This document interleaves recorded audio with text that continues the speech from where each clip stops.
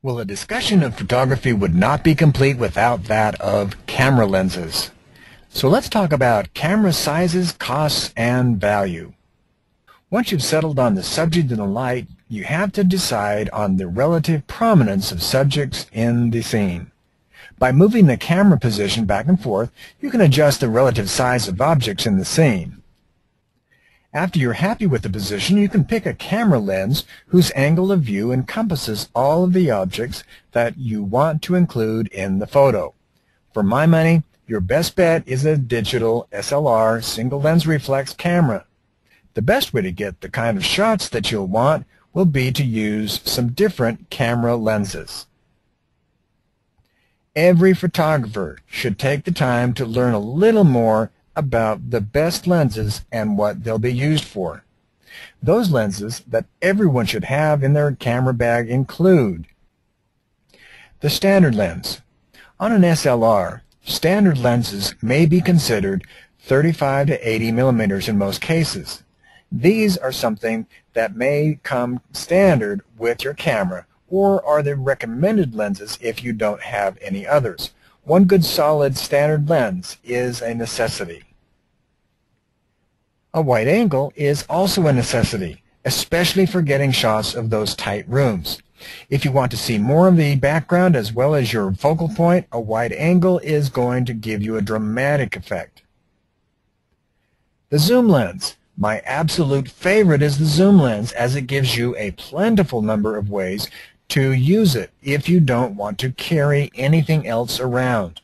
They're available in huge arrays of sizes, such as 35 to 70, 35 to 80, 80 to 200 millimeter, and so forth.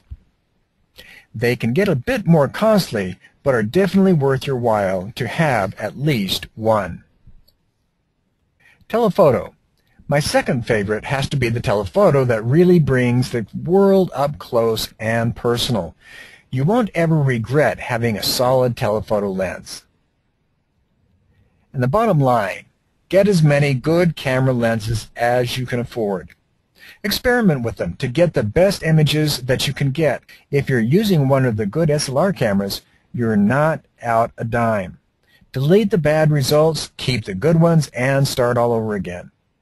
Let's take a look at more details at how to buy camera lenses and which one or ones may be best for you. We all need to learn about digital camera lenses because they are fundamental to good photography. However, how do you distinguish between the different kinds of lenses? Wide angle or telephoto? What focal length and what speed? What brand of lens do you buy?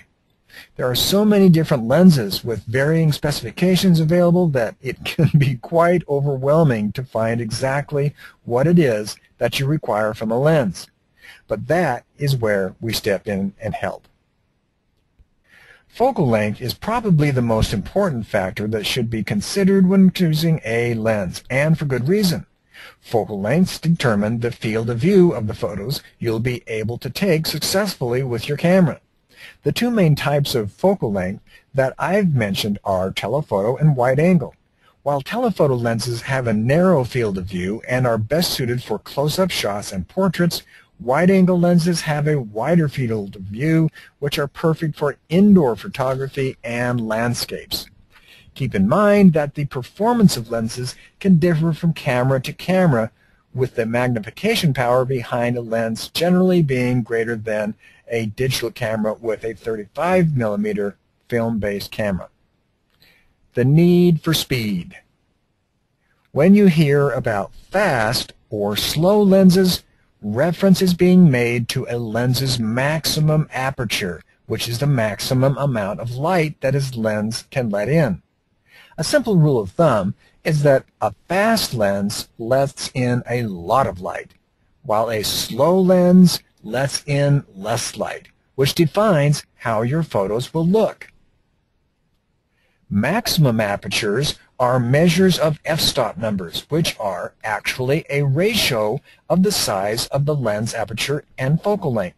The smaller the f-stop number, the more light is let in. An increment of the f-stop number doubles the amount of light let in. So an f-stop of 1.4 lets more light than an f-stop of 2.0. This may seem quite confusing at first, so the easiest way to make sense of it is to remember the following. Fast lenses are best suited towards successful photography in darker lighting conditions, and slow lenses are targeted towards photography in lighter conditions. How about the ins and outs of a zoom lens? Unlike a fixed focal length lens, a zoom lens often gives you the diversity of a range of focal lengths all rolled into a single adjustable lens.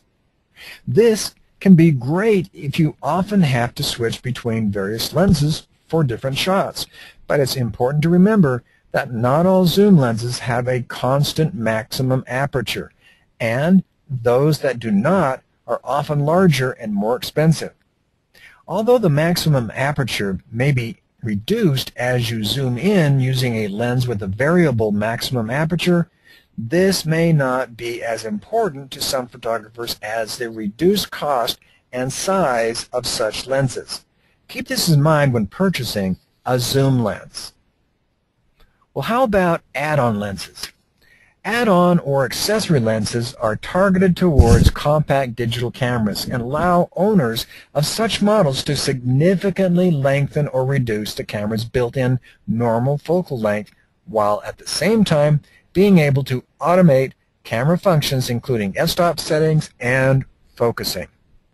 Now, these lenses can be excellent low-cost add-on to your digital camera, with telephoto add-on lenses being able to increase focal lengths by up to 300% and wide-angle versions allowing for a reduction of focal lengths of up to 30%.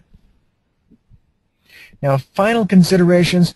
There are several other terms to take into consideration when buying a digital camera lens to make sure that you are making the best purchase. If your lens utilizes aspheric lens elements, then you can rest happily with the knowledge that your lens will help produce sharper photographs and help keep lens weight to a minimum.